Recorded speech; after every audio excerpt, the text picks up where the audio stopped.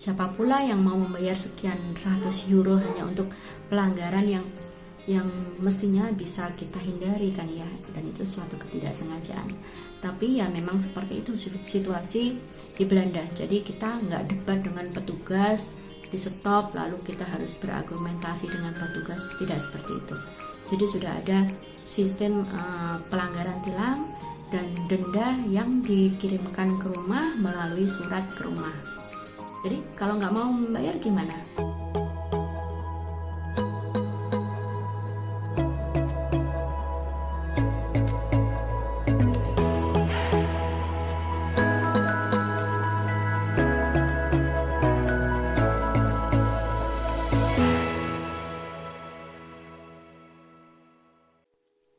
Halo, assalamualaikum. Terima kasih telah singgah di channel YouTube Episilma. Kali ini aku akan memberikan 10 info tentang keadaan lalu lintas dan transportasi di Belanda. Jadi siapa tahu kan suatu saat kalian akan berkunjung ke Belanda. Jadi kalian sudah punya gambaran seperti apa sih transportasi dan lalu lintas di negara ini. Jadi kalau kalian anggap informasi ini akan berguna dan menarik untuk dibahas, silakan saksikan hingga tuntas vlog ini dan jangan lupa di subscribe.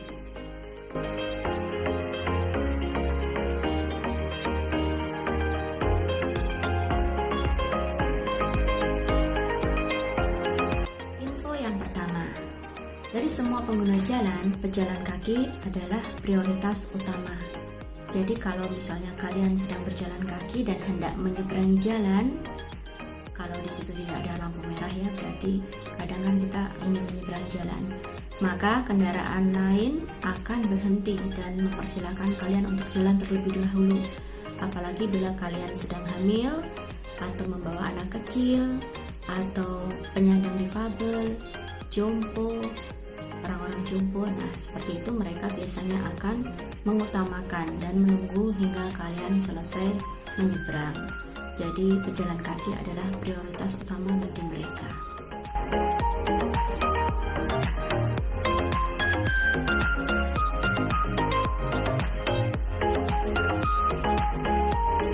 Info yang kedua, berbeda dengan Indonesia, di Belanda dan kebanyakan negara lainnya, mereka menyetir atau menggunakan jalan di sisi kanan.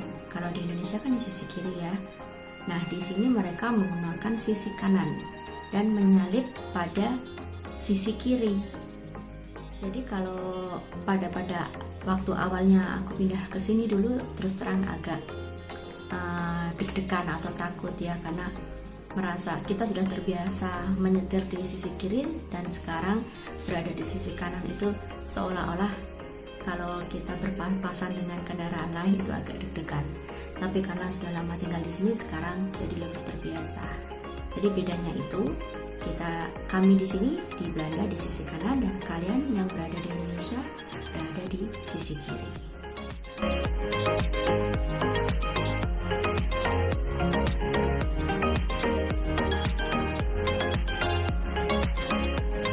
Info yang ketiga, warga Belanda biasa menggunakan kartu transportasi. Jadi sekarang itu jarang sekali mereka menggunakan uang cash untuk membayar transportasi, dan bahkan mulai beberapa bulan yang lalu pembayaran cash sudah tidak diterima lagi.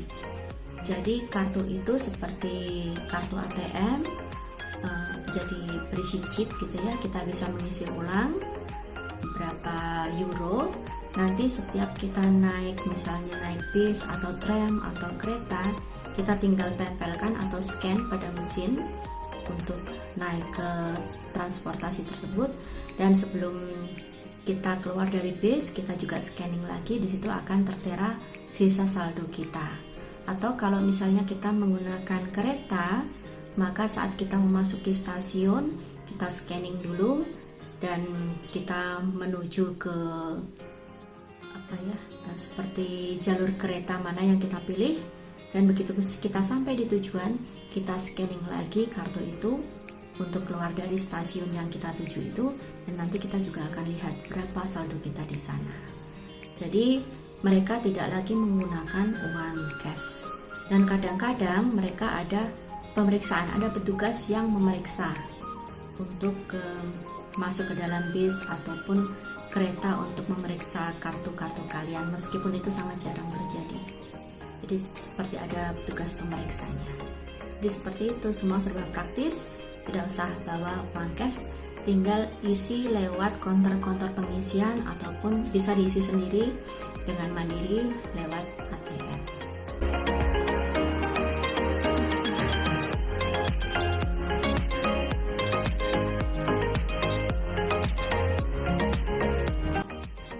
Sekarang info yang keempat ya. Ini tentang pengisian bahan bakar. Jadi kalau di Belanda ini kami mengisi bahan bakar sendiri. Jadi kita pergi ke tempat stasiun pengisian bahan bakar umum alias SPBU. Di sini kita membeli sesuai kebutuhan kita, melayani sendiri. Jadi memasukkan selang ke tangki, lalu mengisi kendaraan kita sendiri. Dan setelah itu kita menuju ke kantornya atau ke tokonya untuk pembayaran. Biasanya mereka menjual snack, makanan ringan atau kopi atau teh di situ, dan kita juga akan membayar bahan bakar yang kita beli melalui kasir di situ. Apakah hal itu tidak berisiko atau misalnya ada orang yang curang habis mengisi langsung kabur misalnya? Bisa saja kalau mereka mau ambil risiko. Tapi yang jelas setiap kendaraan yang mengisi bahan bakar di sana pasti sudah terekam oleh CCTV, plat nomor ataupun jenis kendaraan atau siapa pemilik kendaraan itu. Jadi seandainya kalian nekat mengisi bahan bakar dan lalu kabur, maka nomor plat kalian akan dilacak dan mungkin akan ada polisi yang akan datang ke rumah kalian atau ada surat denda yang dilayangkan ke rumah kalian. Jadi siapa pula yang mau ambil resiko seperti itu kan ya. Jadi karena sudah terbiasa disiplin, jadi tidak ada perlu lagi petugas yang mengawasi pembelian bahan bakar. Jadi kita melayani sendiri, kita bayar sendiri. Seperti itu.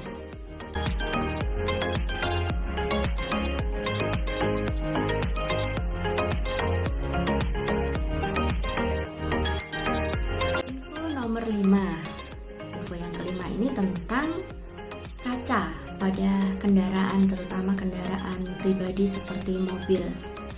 Jadi di Belanda sini kendaraan pribadi seperti mobil ataupun bis, kereta, tram dan lain-lain itu selalu menggunakan kaca bening.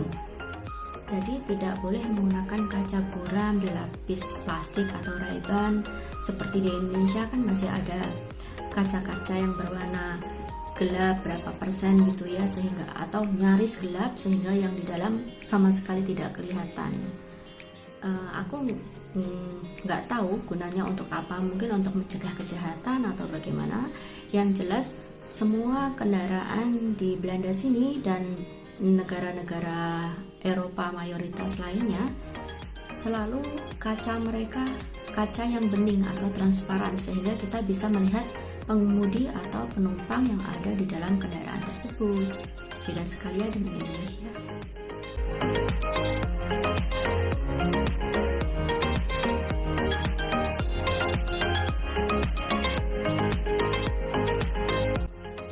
Info yang nomor 6 adalah sepeda motor di sini sangat jarang karena penduduknya lebih suka memakai sepeda atau mobil.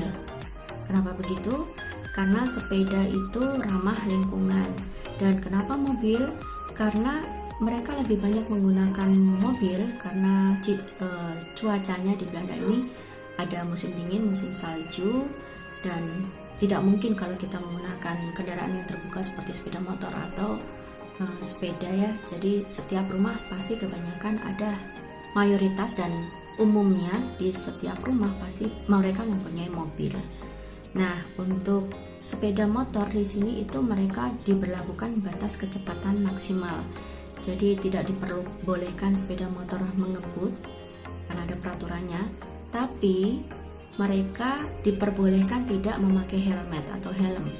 Jadi aku jarang sekali melihat para pengendara sepeda motor di sini yang memakai helmet. Jadi mereka berjalan dengan kecepatan sekitar 30 sampai 60 km per jam, santai dan tanpa helmet. Dan satu lagi, selama bertahun-tahun aku tinggal di Belanda, itu aku selalu melihat sepeda motor maksimal dengan 2 orang. Jadi belum pernah aku melihat seseorang mengendarai sepeda motor dengan anak kecil yang duduk di depan atau di tengah atau di belakang, belum pernah. Entah kenapa, tapi selama hampir 7 tahun tinggal di sini aku belum pernah melihatnya. Mungkin karena orang Belanda itu sangat berhati-hati. Jadi mereka mengutamakan safety atau keamanan. Jadi mereka mungkin menganggap bahwa membawa anak kecil dengan sepeda motor itu sangat berisiko, sehingga yang naik sepeda motor itu hanya orang-orang dewasa, dan itu pun maksimal hanya 2 orang. Seperti itu.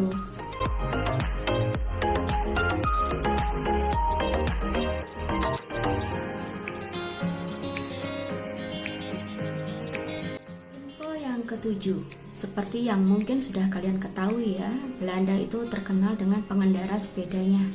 Jadi orang-orang Belanda itu suka sekali bersepeda dan menggunakan sepeda untuk berbagai macam kegiatan mereka. Seperti misalnya suamiku nih ya, meskipun kami punya mobil, tapi bila cuaca mendukung alias tidak hujan ataupun tidak salju, maka suamiku lebih memilih memakai sepeda.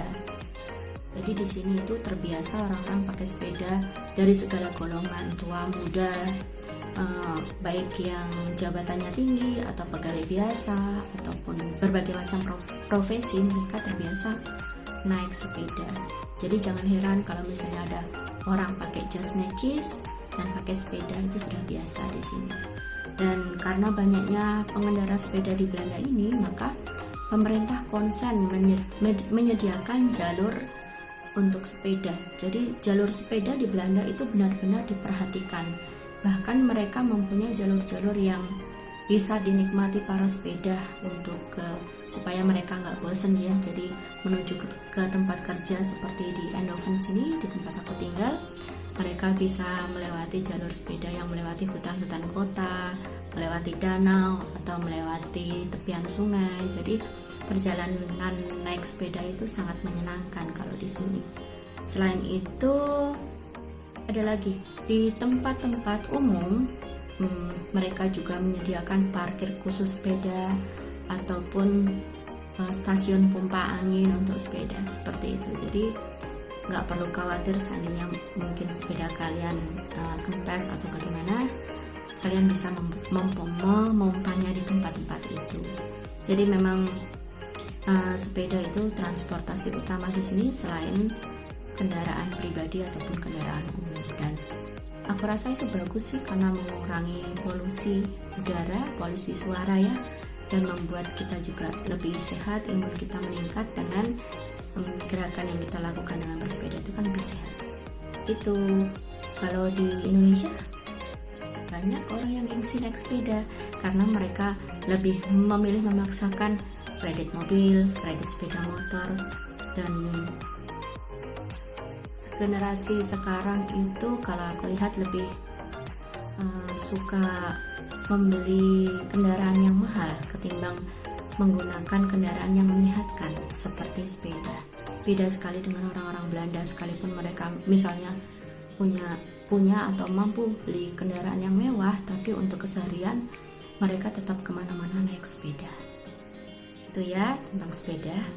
Bahkan satu lagi info yang hampir aku lupa, di beberapa perusahaan atau instansi mereka bahkan mempunyai program seperti misalnya berapa kilometer yang sudah kalian tempuh dengan sepeda, maka kalian bisa mengajukan ke kantor atau instansi kalian untuk memperoleh bonus. Bonus itu bisa berupa poin atau sejumlah uang untuk pembelian laptop atau barang-barang lainnya. Jadi untuk mengapresiasi bahwa kalian itu suka naik sepeda, jadi perusahaan memberikan dukungan agar kalian semakin terus bersemangat untuk naik sepeda.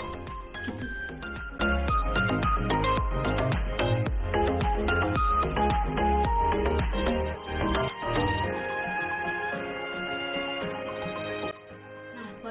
8, kali ini aku akan membahas tentang kendaraan umum yang on time.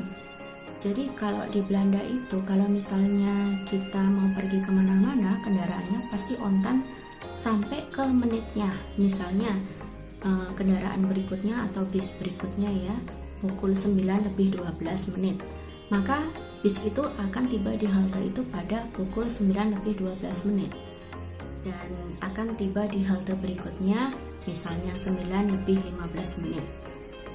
Dan bila ada keterlambatan entah 1 atau 2 menit, entah karena mungkin ada kecelakaan di jalan atau penutupan jalan atau bagaimana, mereka biasanya langsung mengupdate waktunya lagi untuk kedepannya. Jadi berubah untuk waktu berikutnya, mereka berubah lagi. Nah, aku sukanya seperti itu karena untuk kita naik kendaraan umum sudah bisa dipastikan jam berapa kita berangkat dan jam berapa kita tiba, atau pukul berapa kita akan naik kendaraan selanjutnya. Dan untuk mempermudah hal itu, kita masyarakat yang tinggal di Belanda bisa memakai aplikasi yang disebut dengan 9292, yaitu aplikasi panduan untuk menunjukkan kendaraan apa yang akan kita gunakan serta kira-kira nanti pukul berapa kita akan tiba di tempat tujuan. Jadi misalnya nih, aku dari rumah di Eindhoven berencana menuju ke Den Haag, ke kedutaan Indonesia. Misalnya aku ingin menggunakan kendaraan umum.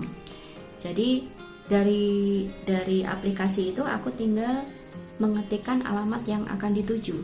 Jadi dari rumahku ke kedutaan Belanda, aku mengetik, nanti di aplikasi itu akan muncul kita harus berjalan kaki dari rumah ke halte, misalnya dari rumah ke halte selama 3 menit, dan bis berikutnya akan datang sekitar 5 menit kemudian.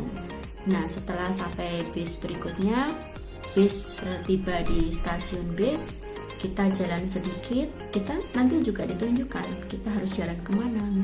Misal kita harus jalan ke stasiun kereta hanya 3 menit, ya kita jalan ke stasiun kereta 3 menit. Lalu aplikasi ini juga akan menunjukkan kereta apa yang harus kita pilih untuk ke Den Haag misalnya. Jadi setelah naik kereta, berapa jam perjalanan yang akan kita tempuh, dan stasiun-stasiun mana yang akan kita lalui sampai ke Den Haag.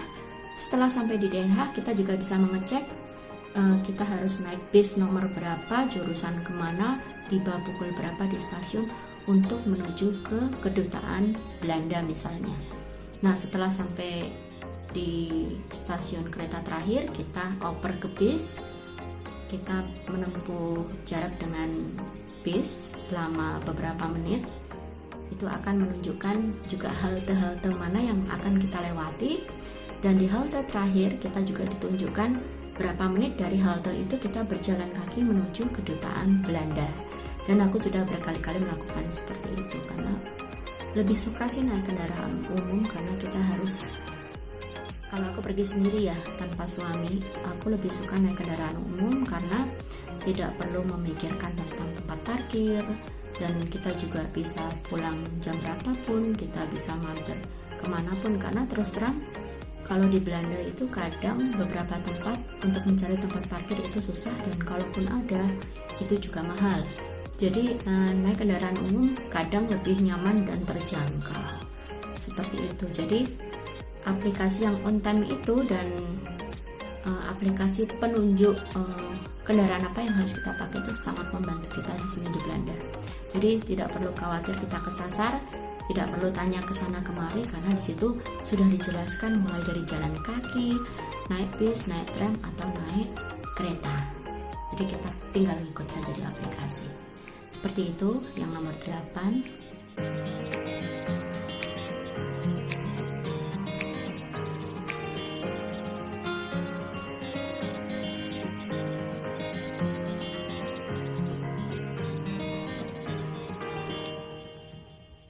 Info yang nomor 9.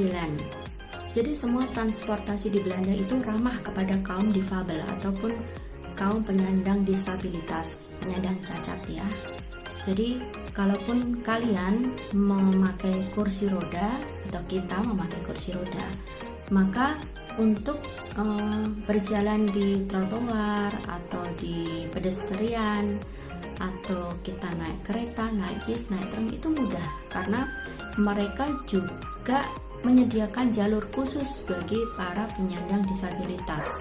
Jadi tidak perlu khawatir meskipun kita pergi sendirian dan kita penyandang disabilitas yang kita memakai kursi roda, itu tidak perlu khawatir nanti akan kesulitan untuk berjalan atau menaiki kendaraan umum, karena semua kendaraan umum sekarang sudah difasilitasi untuk mendukung aktivitas para penyandang disabilitas. Begitu. Jadi penyandang disabilitas pun punya kepercayaan diri untuk pergi kemana saja dan menikmati hidup mereka kalau di sini.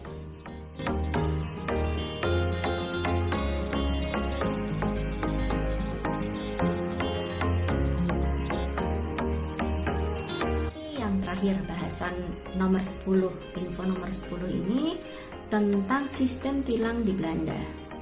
Jadi di Belanda itu sangat jarang sekali polisi yang berdiri di tengah jalan untuk berpatroli atau menepikan kendaraan satu persatu untuk diperiksa surat-suratnya. Itu sangat amat jarang sekali, kecuali ada kejadian khusus yang misalnya terorisme atau dugaan perampokan atau bagaimana, itu nyaris tidak pernah.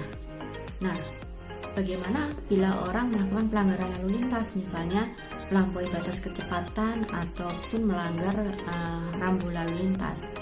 Nah, kejadiannya pernah terjadi satu kali dengan kami, dan itu pun sebenarnya bukan faktor kesengajaan, karena saat itu kami melaju di jalan raya, jalan utama highway ya, dan saat itu suami mungkin blank atau sedang ngobrol dengan aku, jadi kita nggak begitu memperhatikan rambu bahwa batas kecepatan maksimal misalnya 90 km per jam atau 100 km per jam, dan dia tancap gas aja.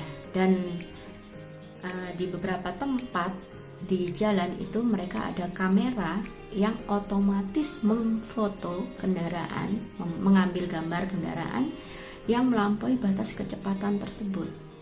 Jadi beberapa hari kemudian kita mendapat surat yang dikirim ke rumah, dan itu menyatakan bahwa kita melanggar lalu lintas dan kena tilang dan kena denda sekian sekian ratus euro rupiah, dan harus ditransfer ke rekening yang telah tertera.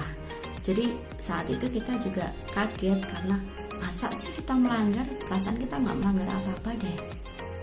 Di mana ya kita melanggar. Nah, setelah itu kita lihat dari lampiran kertas itu, ternyata ada foto bahwa kita melanggar kecepatan pada jalur ini, pada hari ini, pada pukul ini. Dan itu sebenarnya tidak sebuah kesengajaan, karena siapa pula yang mau membayar sekian ratus euro hanya untuk pelanggaran yang mestinya bisa kita hindari kan ya, dan itu suatu ketidaksengajaan.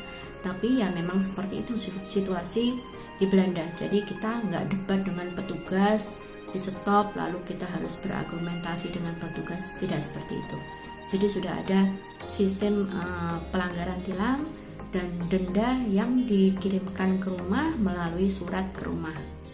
Jadi kalau nggak mau membayar gimana? Aku nggak tahu itu. Jadi kami hanya sekali itu melanggar dan nggak ingin melanggar lagi. Jadi kita juga nggak tahu apa yang terjadi bila seseorang melanggar lalu lintas dan tidak mau membayar dendanya. Mungkin kalau kalian tidak membayar dendanya pada batas waktu yang ditentukan, mungkin polisi akan datang ke rumah dan menangkap kalian. Aku nggak tahu dan nggak berani coba juga. Begitu bahasa nomor 10.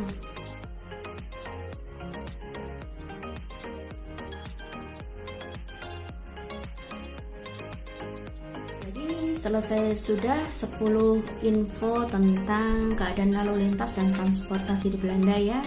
Mungkin kurang lengkap karena aku harus cari-cari referensi lagi, nggak terlalu tahu mendetail soal itu, tapi paling tidak kalian sudah mempunyai gambaran seperti apa keadaan di Belanda ini. Jadi kalau kalian suka tentang info ini, silahkan berikan like karena itu merupakan dukungan bagi aku untuk memberi info-info selanjutnya yang memberikan lebih wawasan ataupun hiburan kepada kalian. Atau mungkin kalian ada ide untuk bahasan kita selanjutnya tentang bagaimana cara hidup bermasyarakat atau berbicara dengan orang Belanda ataupun sesama ekspatriat di sini. Mungkin ada masukan, nanti akan aku pertimbangkan dan akan aku cari lagi informasinya tentang itu. Terima kasih yang sudah menonton video ini sampai selesai. Silakan subscribe lagi, jangan lupa. Assalamualaikum warahmatullahi wabarakatuh. Dadah.